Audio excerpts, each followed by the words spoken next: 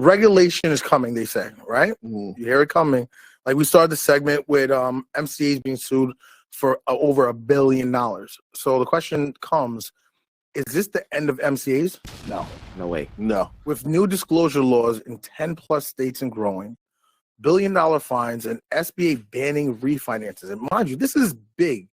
When they say the SBA is banning MCA refinances, because that was the next step. So MCAs were the Band-Aid, and then they're like, hold on, let's get you SBA to get you out, right? Is this the beginning of the end of merchant cash advances? Because now you have feds coming in, all these fines. No. What's your thoughts? Like I said, Sure. community, chime in, or how you're feeling, or the feedback you're getting for your customers also. Look, I mean, you can't really base this off what the SBA is doing. I mean, look what the SBA just did in the beginning of this month, right? Which is what? A business owner goes to the SBA to apply for a loan. You know, what's the dollar amount? $350. If it's over a certain dollar amount, they don't want to talk to you unless they know you attempted at a local financial institution and got declined. Then they're going to step in and try and help you out. So they want to exhaust other avenues before you come to even speak with them, right? Why do you think why do you think that was put in place? Because we're talking about regulations. It seems like a big change. Why would they make you take that extra step?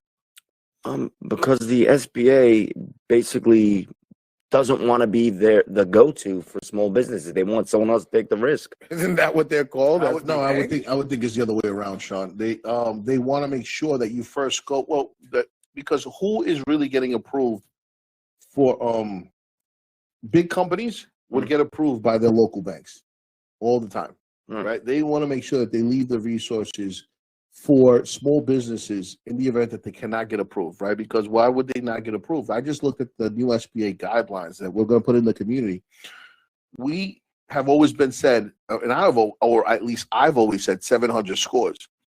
They're going as low as a 640. There are now startup programs. What's happening is you have to with the SBA? With the SBA, but just I want to differentiate two things. One is that we have relationships with banks that are insured by the SBA. These are not actual SBA programs where you go to sba.gov. You will not see these programs on their website. Reason why is because, remember, the SBA, the Small Business Administration, is an insurance for these banks, just like an FHA loan would be. Correct. Right? So it's an insurance. So they're insuring it. Just like how if you go to TD Bank, you apply for a loan, you can either get approved on the spot or TD Bank, I'm just giving you just a random bank. TD Bank can say, hey, I have to wait for the SBA's approval. It's not that you're going and getting an SBA loan, a 7A. It's just that the SBA is now insuring that loan. Can you elaborate why that's so important, the SBA insurance? Or would you like me to elaborate? You go ahead. Okay. Just to educate the community.